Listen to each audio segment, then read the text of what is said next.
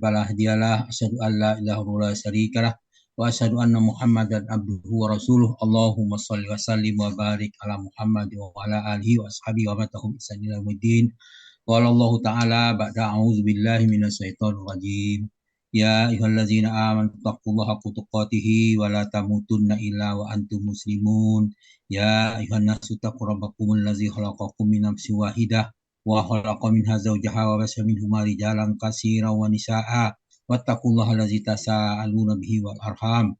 Innallaha kana 'alaikum raqiba. Ya ayyuhallazina amanu taqullaha wa qulu qawlan sadida yuslih lakum a'malakum wa yaghfir lakum dzunubakum wa may yuti' Allaha wa rasulahu faqad faza fawzan 'azima. Amma ba'du fa inna asqal hadis kitabullah wa khairul hadi hadi Muhammad sallallahu alaihi wasallam wa syarrul umuri muhdatsatuha wa kullu muhdatsatin bid'ah wa kullu bid'atin dhalalah wa kullu dhalalatin finnar. Alhamdulillah para sahabat Al-Quran yang terhibur dalam Zoom Alasani yang berbahagia. Marilah kita meningkatkan ketakwaan kita kepada Allah Subhanahu wa taala dan istiqomah mentadabburi Al-Quran. Sebelum kita mulai, saya mohon maaf kemudian kepada teman-teman yang banyak, tidak bisa sebutkan namanya satu persatu. Kemudian saya menyatakan salam takzim kepada Buya Rizal Alsani beserta Umi Linda telah memberikan pengajaran kepada kita. Semoga beliau dalam selalu keadaan sehat walafiat sehingga kita dapat memahami, dapat lancar tadabbur Al-Quran secara bersama-sama. Kemudian kepada Pak Helmi diberikan, saya mengucapkan terima kasih atas kesempatan yang diberikan kepada kami. Kemudian kepada rekan yang lain, saya tidak mau sebutkan satu persatu, cukup panjang, kita mohon maaf. Dan sebelum minta maaf, saya telah memaafkan apapun yang terjadi kepada kita semua, sehingga kita saling memaafkan, sehingga kita memasuki bulan puasa dengan tenang dan baik, sehingga mudah-mudahan amal kita diterima dari sisi Allah. Karena kita mau masuki pesantren Ramadan, maka kita harus siapkan diri kita masing-masing sehingga kita keluar dari Ramadan kita termasuk orang-orang yang bertakwa. Ini kan itu yang pengantar dari saya. Kita lanjutkan saja ke tadabbur Al-Quran. Kita baca dulu ayatnya, cukup panjang. A'udzu billahi minasyaitonir rajim. Ya ayyuhalladzina amanu kutiba alaikumus syiyamu kama kutiba alal ladzina min qablikum la'allakum tattaqun. Ayyaman ma'dudat. Faman kana minkum maridan aw ala safarin fa'iddatun min ayyamin ukhra wa 'alal ladzina yutiqunahu fidyatun ta'amu miskin faman tatawwa khairum fahuwa khairul lah wa antasumu khairul lakum in kuntum ta'lamun. Sahru Ramadan alladzi unzila fil Qur'an hudan linnas wa bayyinatin minal huda wal furqan. Faman syahida minkumus syahra falyasum wa man kana maridan aw ala safarin fa'iddatun min ayyamin ukhra. Yuridullahu bikumul yusra wa la yuridu bikumul usra. Walitukmilul iddata wal tukabbirullah ala ma hadakum wa la'allakum tashkurun. Sadaqallahul azim. Alhamdulillah kita telah memasuki bulan Ramadan. Selamat datang bulan Ramadan. Kita membahas tentang masalah topik puasa. Kemudian saya mengucapkan terima kasih Bu Riri karena pagi-pagi kemarin dia sudah mengirimkan WA kepada saya. Waktu bukaan, maka saya ada kesempatan untuk mencari bahan-bahan dan mempersiapkannya. Kita mulai saja. Ya ayyuhallazina amanu, wahai orang-orang yang beriman. Jadi panggilan khusus untuk ayat ini adalah orang yang beriman, bukan orang Islam saja, orang yang beriman. Itu sesudah panggilan itu, maka kata sesudah ya ayyuhannas itu biasa ada hal yang perlu diperhatikan, ada kata perintah, ada kata larangan. Kemudian kebetulan di sini disebutkan ditetapkan kutiba alaikumus syiyamu kama kutiba alal ladzina min qablikum. Itu akar katanya begitu. diwajibkan atas kamu berpuasa sebagaimana diwajibkan atas orang-orang sebelum kamu, la'allakum tattaqun, agar kamu bertakwa. Melalui ayat ini Allah Subhanahu wa taala berfirman kepada orang yang mukmin dari kalangan umat ini untuk memerintahkan mereka berpuasa, yaitu menahan diri dari makan, minum serta bersenggama dengan niat ikhlas kepada Allah Subhanahu wa taala. Sebenarnya puasa itu bukan saja menahan diri untuk makan, minum dan sebagainya, menahan diri dari segala-gala yang membuat kita mengurangi pahala puasa, baik-baik perkataan, perbuatan dan sebagainya itu perlu dihentikan. Nah, karena itu kita harus ikhlas karena Allah Subhanahu wa taala. Karena puasa mengandung hikmah yang membersihkan jiwa, menyucikan serta membebaskannya dari endapan-endapan yang buruk bagi kesehatan tubuh, akhlak yang rendah dan sebagainya. Kemudian kita kembali kepada firman-Nya, kutiba alaikumusiyam kama kutiba alal ladzina min qablikum, diwajibkan atas kamu berpuasa sebagaimana diwajibkan atas orang-orang sebelum kamu. Dengan demikian, berarti dalam kalian mempunyai contoh dalam berpuasa, dalam diri ini memberikan semangat dan pada kalian menunaikan kewajiban ini dengan penunaian yang lebih sempurna dari apa yang telah ditunaikan orang-orang sebelum kalian. Tiap-tiap umat telah ditetapkan aturan-aturan yang harus diikuti seperti disebutkan dalam firman-Nya dalam surah Al-Maidah. Dari bagian akhir itu situ dicatakan auzubillahi minasyaitonirrajim, likulli ja'alna minkum sir'atan wa minhaja walau sya'allahu la ja'alakum ummatan wahidatan walakin liyabluwakum fi atakum fastabiqul khairat ila Allahi marji'ukum jami'a fayunabbi'ukum bima kuntum fihi tahtalifun. Itu dikatakan kepada kita, likullin ja'alna minkum sir'ata wa minhaja. Setiap umat itu di antara kamu kami beri aturan dan jalan yang terang. Sekarang kita mau ikut atau tidak aturan itu. Kemudian dikatakan walau sa'allahu la ja'alakum ummatan wahidah walakin liyabluwakum fi ma atakum. Sekiranya Allah menghendaki niscaya kamu dijadikannya satu umat saja. Tetapi Allah hendak menguji kamu terhadap pemberiannya kepadamu. Kemudian fastabiqul khairat, berlomba-lombalah kamu berbuat kebajikan. Maksudnya dalam dihubungkan di sini semua dalam semua keadaan kita harus berlomba-lomba menuju kebajikan. Ilallahi marji'ukum jami'ah. Hanya kepada Allah kamu akan dikembalikan semuanya. Fayunabbi'ukum bima kuntum bihi tahtalifun, lalu diperintahkan kepada kamu apa yang telah kamu perselisihkan. Lalu diberitahukan kepadanya, diberitahukannya kepada kamu apa yang telah diperselisihkan itu. Al-Maidah 48. Karena itulah maka ayat ini disebutkan dalam ayat ini maka kata ya ayyuhallazina amanu ya ayyuhallazina utul kitaba alaikumul qisas kama kutiba alal ladzina min qablikum la'allakum tattaqun. Itu dikatakan di situ dalam surah apa? Ya ini sudah ya ayyuhallazina amanu kutiba alaikumusyamu kama kutiba alal ladzina min qablikum la'allakum tattaqun. Yaitu orang beriman ya diwajibkan atas kamu berpuasa sebagaimana diwajibkan sebelum kamu agar kamu bertakwa. Di sini puasa mengandung hikmah mensucikan tubuh, mempersempit tubuh dan perjalanan setan. Itu intinya disebutkan dalam hadis sudah dikatakan di situ. Makanya dikatakan hadisnya bunyi ya ma'syaras sababah man istata'a minkum wa istata'a minkum albata falyatazawwaj wa man lam yastati fa'alaihi bisaumi fa'inahu wija. Jadi hai barang siapa di antara kamu mampu memberi nafkah maka kawinlah. Barang siapa tidak mampu memberi nafkah hendaklah dia berpuasa. Karena sesungguhnya puasa merupakan peredam baginya. Inilah salah satu hikmah dari puasa. Nah, dalam pelaksanaan puasa pada permulaan Islam dilakukan sebagaimana biasa dilakukan oleh umat terdahulu, yaitu sebelum Islam. Mereka puasanya setiap bulannya 3 hari. Kemudian dimansuhkan atau dibatalkan itu dengan perintah puasa pada bulan Ramadan sepenuhnya.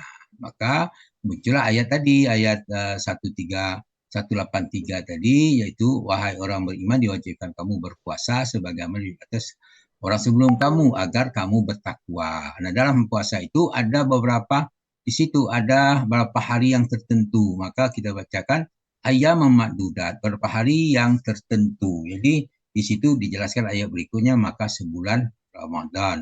Faman kana minkum maridon, ini ayat ini menjelaskan kepada kita itu ada rusah atau keringanan.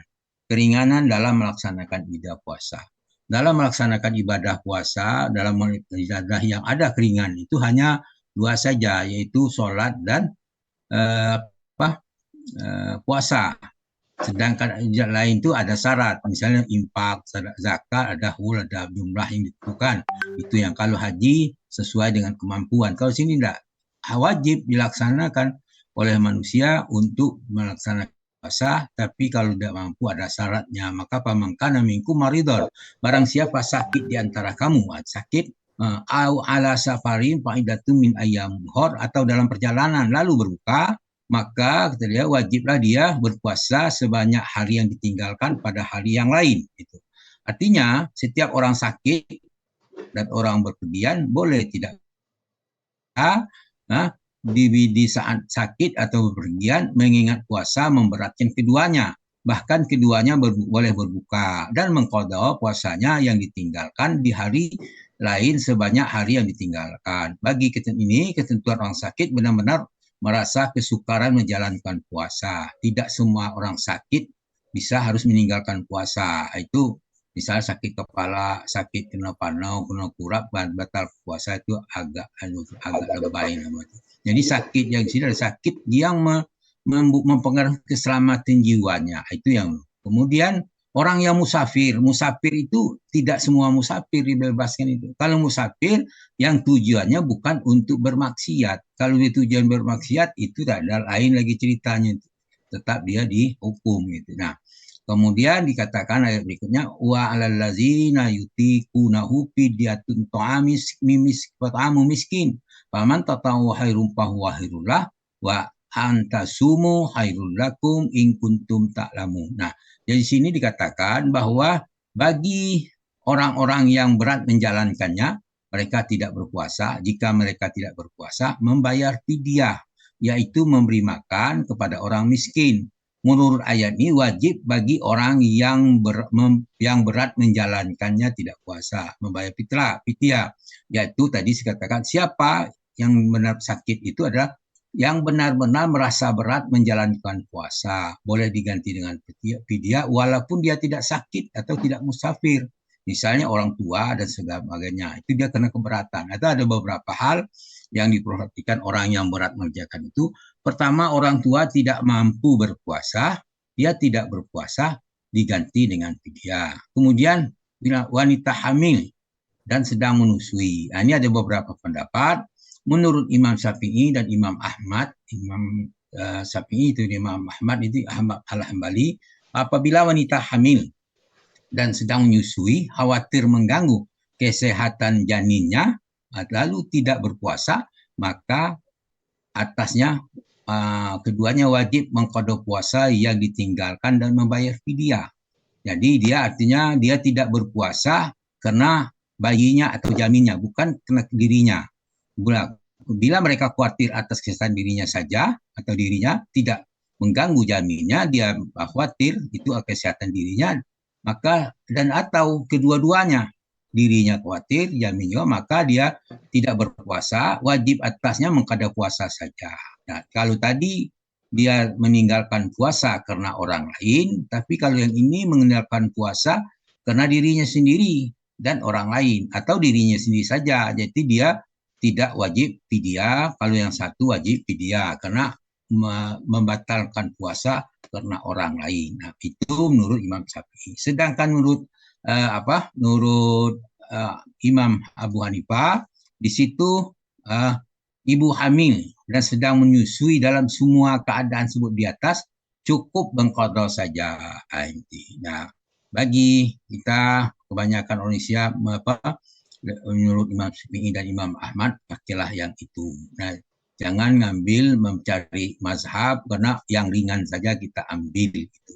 Tapi kalau kita memang memahami Imam Hanafi, boleh ya ikut itu saja. Itu pilihan. Nah, kemudian ada orang sakit yang tidak sanggup berpuasa, penyakitnya tidak harapan sembuh, maka dia hanya wajib membayar fidyah saja. Misalnya umurnya sudah tua, tidak mampu berpuasa, kalau dia tidak bisa mengqadha lagi, cukup membayar fidyah pada waktu itu. Kemudian ada lagi mengenai buruh dan petani, penghidupannya hanya dari hasil keras membanting tulang setiap hari. Hal ini ulama fikih mengatakan ada dua pendapat. Itu ada Ibnu Hajar, ada Imam Azra'i memberi fatwa. Sesungguhnya wajib bagi orang pengetam padi dan sebagainya serupa dengan mereka berniat puasa di setiap malam, apa siang harinya dia mengalami kesukaran dan penderitaan berat, maka boleh berbuka.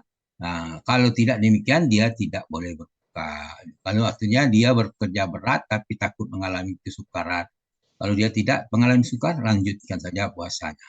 Kedua, kalau seorang mencari sebagai apa pencarian tergantung pada satu pekerjaan yang berat untuk menutup kehidupannya, sehingga orang lain harus dibiayainya. Di mana dia tidak berpuasa, maka dia boleh berbuka pada waktu itu. Namun di situ dia disarankan dia malamnya tetap berniat berpuasa, tetapi begitu dia tidak sanggup, maka dia boleh berbuka. Itu yang diambil ayat itu. Nah, uman paman tata'u khairum fahuwa khairullah. Barang siapa dengan kerelaan hati mengerjakan kebajikan, itulah yang lebih baik baginya. Nah, itu dia pilihan. Dia sanggup berpuasa, kemudian kalau dia tidak berpuasa, dia ganti pada hari lain ditambah dengan fidyah gitu. Wa antasumu khairul lakum in kuntum ta'lamun. Berpuasa lebih baik bagimu jika kamu mengetahui. Nah, inilah ayat ini menjelaskan tergantung dengan tingkat keimanan masing-masing. Maka dia tahan sedikit, masih sanggup puasa, dia puasa. Kalau tidak, dia batalkan. Itu yang. Kemudian ayat berikutnya, Sahru Ramadan allazi unzila fil Qur'an hudal linnas. Berapa hari yang ditentukan itu, tadi di ayat itu ayat ma'dudat, akhir itu kan. Maka bulan Ramadan, di dalam bulan itu diturunkan permulaan Al-Quran sebagai petunjuk bagi manusia. Wa bayyinatin minal huda wal furqan, dan penjelasan mengenai petunjuk dan pembeda antara yang hak dan yang batil. Ayat ini menerangkan bahwa pada bulan Ramadan Al-Quran diwahyukan berkaitan dengan peristiwa penting. Itu ada beberapa informasi Al-Quran yang dijadikan sebagai acuan penetap waktu wahyu. Di antara lainnya surat Al-Qadar, ya, bunyinya situ auzubillahi minasyaitonirrajim, bismillahirrahmanirrahim. Inna anzalnahu fi lailatul qadar. Sesungguhnya kami telah menurunkan Al-Quran pada malam kemuliaan. Wa ma adraka ma lailatul qadar. Dan tahukah kamu pada malam kemuliaan itu? Boleh langsung dijawab, Lailatul Qadri Lailatul Qadri khairum min alfisah dalul malaikat wa ruhiha bisnabi kulli amrin. Itu dikatakan malam kuliah itu lebih baik daripada 1000 bulan. Pada malam itu malaikat turun, malaikat Jibril, dan dengan izin Tuhannya mengatur segala aturan. Kemudian dilanjutkan dengan salamun hiyata mata'il fat. Malam itu kesejahteraan sampai fajar. Itu bahwa Al-Quran diturunkan pada malam Lailatul Qadar. Kemudian surah Ad-Dukhan ayat 3 menjelaskan inna anzalnahu fi lailatin mubarakah inna kunna munzirin. Sesungguhnya kami menurunkan pada suatu malam yang diberkahi, ya, sesungguhnya kamilah yang memberikan peringatan. Fiha yufraku kullu amrin hakim. Di malam itu dijelaskan segala urusan dan hikmah. Jadi maka pada digabungkan kedua malam ini, malam Lailatul Qadar itulah malam keturunan urusan segala macam, maka memperbanyaklah doa ibadah dalam bulan Ramadan. Amron min indina innaka mursilin. Itu yaitu urusan besar di sisi kami. Sesungguhnya kami adalah mengutus rasul-rasul.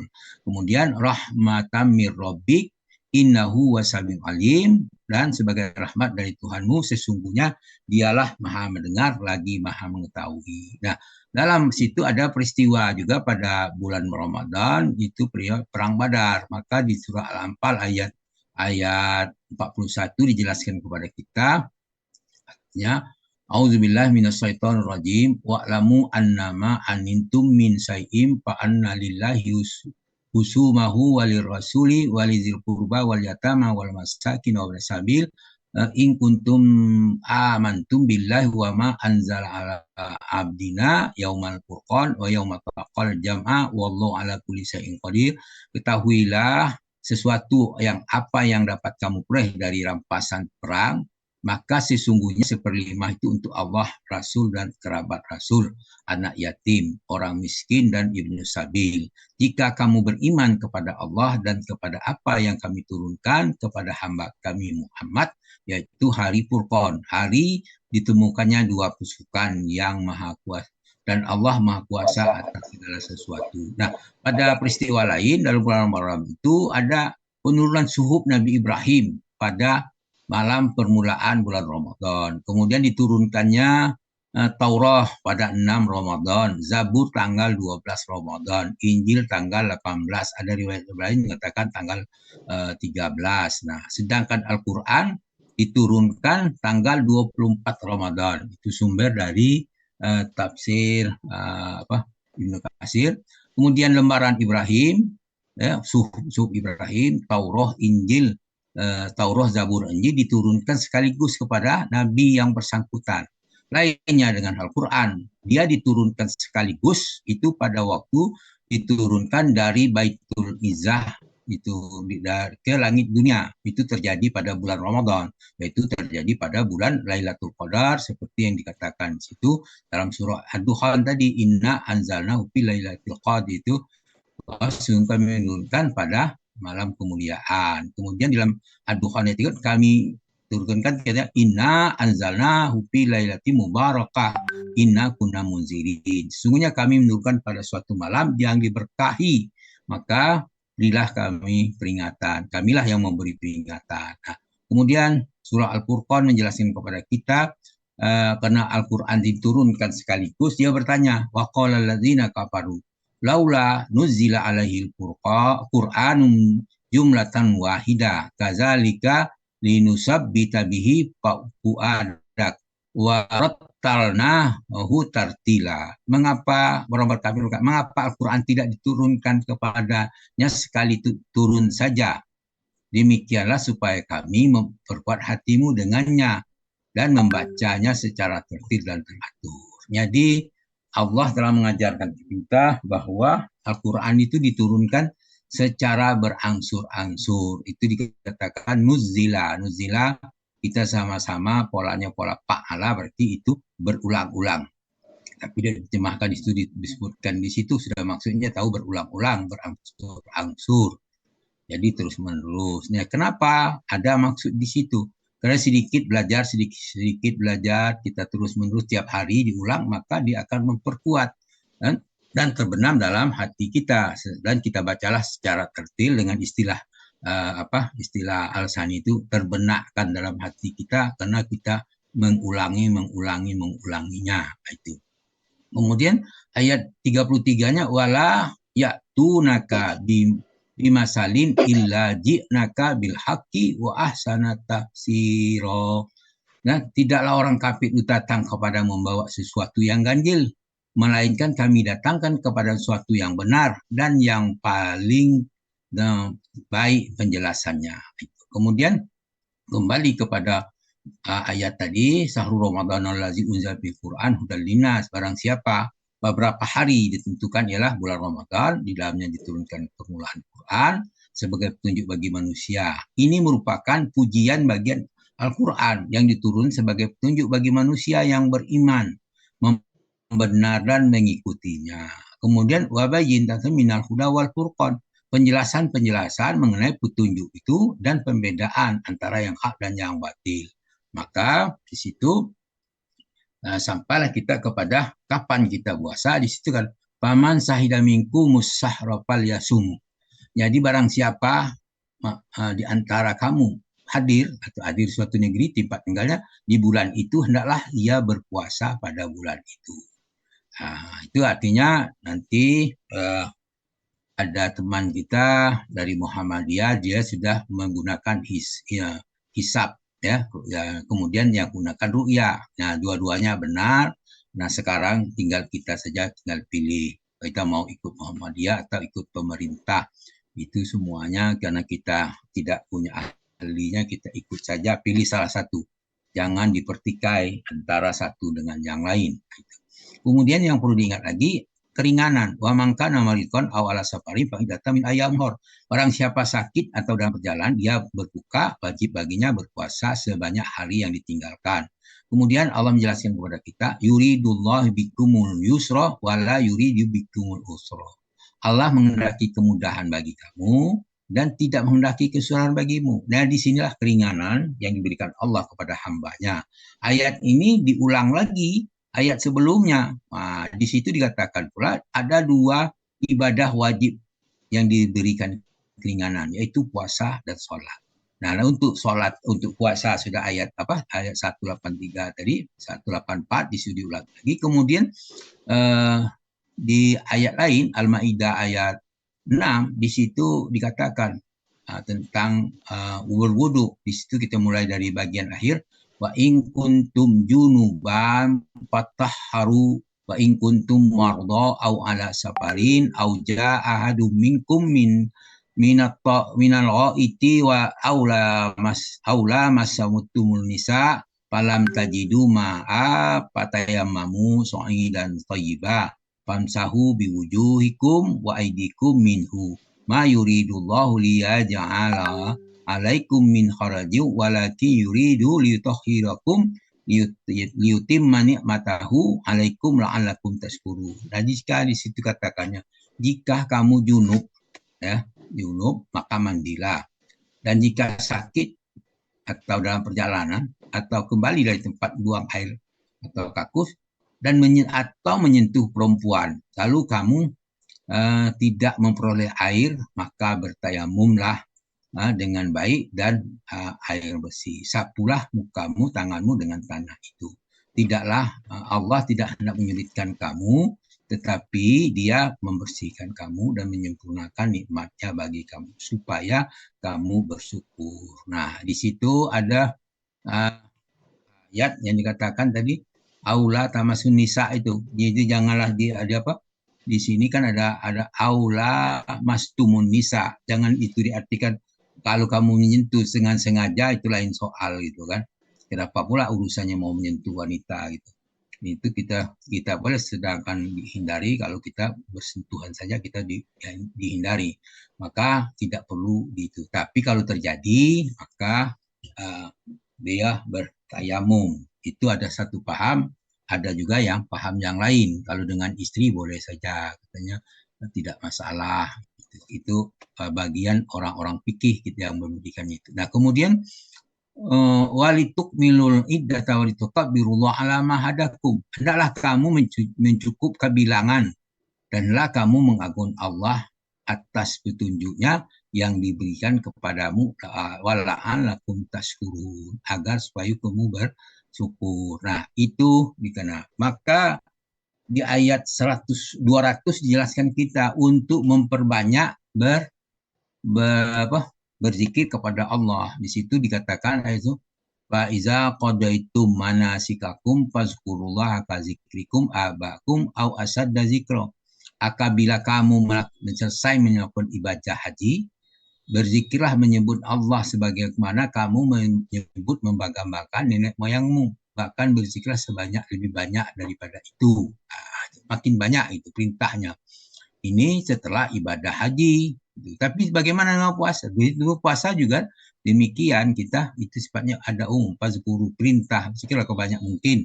Kemudian surat Qaf ayat 39-40, maka dikatakan di situ, asal sudah berzikir maka diperintahkan bersabar, fasbir ala ma yaqulu nawasabi bihamdi rabbik qabla tulu'in samsi wal qabla rub Nah, gitu dikatakan, maka bersabarlah kamu terhadap apa yang dikatakan, mengkatakanlah apa dikatakan mereka, bertasbihlah sambil memuji Tuhanmu sebelum matahari terbit dan sebelum matahari terbenam. Itu zikir pagi petang.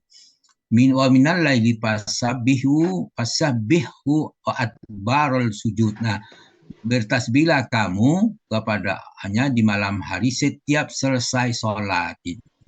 Adbar setelah di akhir sholat itu banyak tasbih. Kemudian surah Al-Jumu'ah mengatakan ayat 10, Faiza qudiyatis sholatu fansiru fil ardi wabtau min fadlillahi wa zkurullaha katsiran la'allakum tuflihun. Jadi apabila telah selesai menunaikan sholat, bertebarlah kamu di muka bumi, carilah kurnia Allah dan ingatlah Allah sebanyak-banyaknya supaya kamu beruntung. Nah, sebagai penutup kita kembali kepada ayat pertama, ya ayyuhallazina amanu ya ayyuhallazina amanu kutiba alaikumusiyam kama kutiba alal ladzina min qablikum la'allakum tattaqun.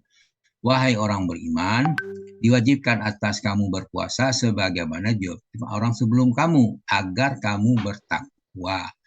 Nah, tujuan akhir puasa itulah bertakwa. Tapi tujuan bertakwa adalah orang yang beruntung.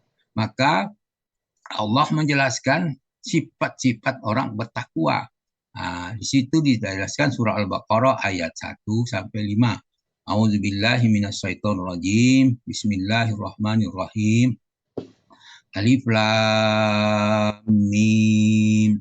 Zalikal kitabu la ghaiba fihi hudal lil muttaqin allazina yu'minuna bil ghaibi wa yuqimuna as-salata wa mimma razaqnahum yunfiqun wallazina yu'minuna bima unzila ilaika wa ma unzila min qablika wa bil akhirati hum yuqinun ulaika ala hudam mir rabbihim wa ulaika humul muflihun.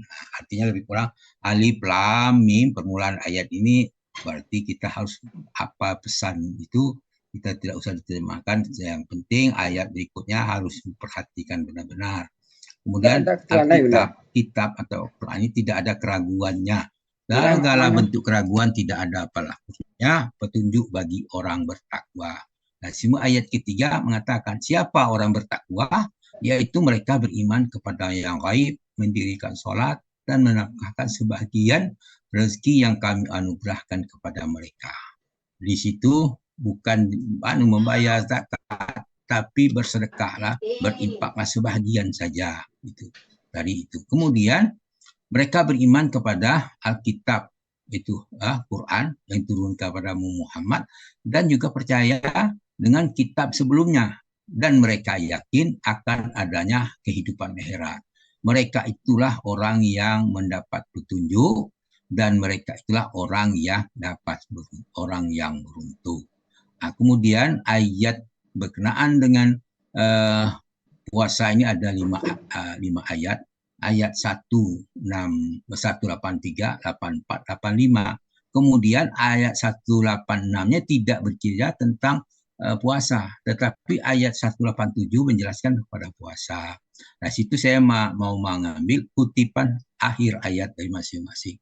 Ayat 183 ditutup dengan la'allakum tattaqun. Karena tadi diperintahkan kepada kalian, kepada orang yang kedua, maka agar kalian bertakwa.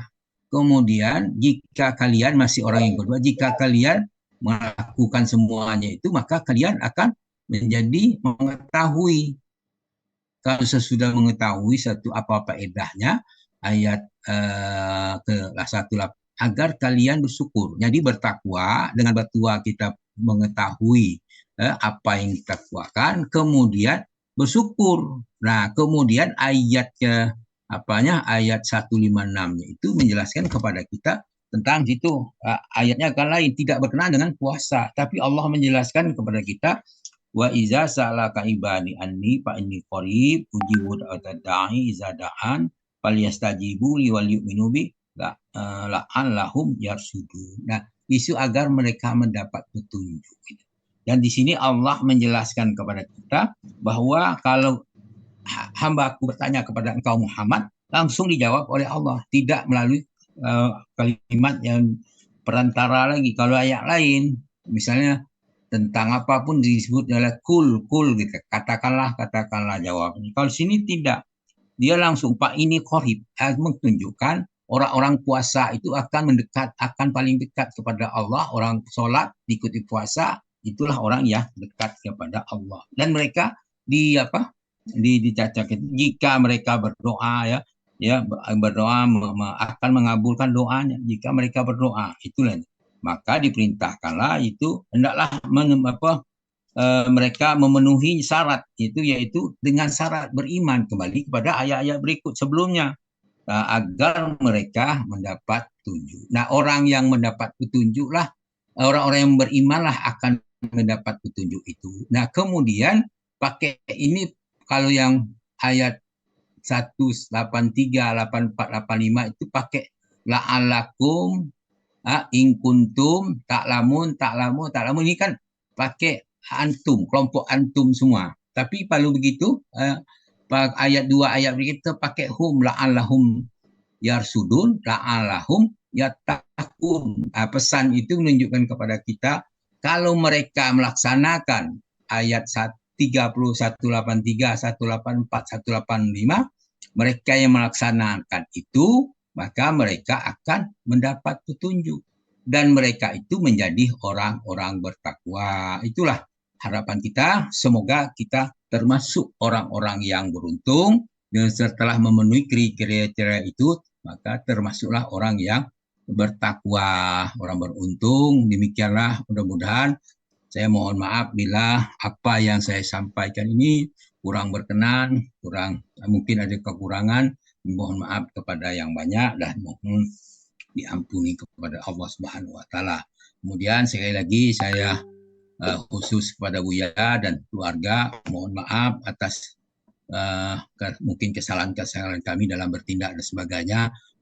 Kemudian kami mengucapkan terima kasih atas bimbingannya. Semoga kita istiqomah dalam ini. Demikian harapan kita semua. Kemudian kepada yang banyak saya ulang lagi mohon maaf dan telah kepada kita semua. Dan sebelumnya saya telah memaafkan jika ada kesalahan dari bapak-bapak dan ibu sekalian. Demikian. Billahi sabil haq. Subhanakallahumma hamdika asyhadu an la ilaha illa anta astaghfiruka wa atubu ilaik. Wassalamualaikum warahmatullahi wabarakatuh. Waalaikumsalam warahmatullahi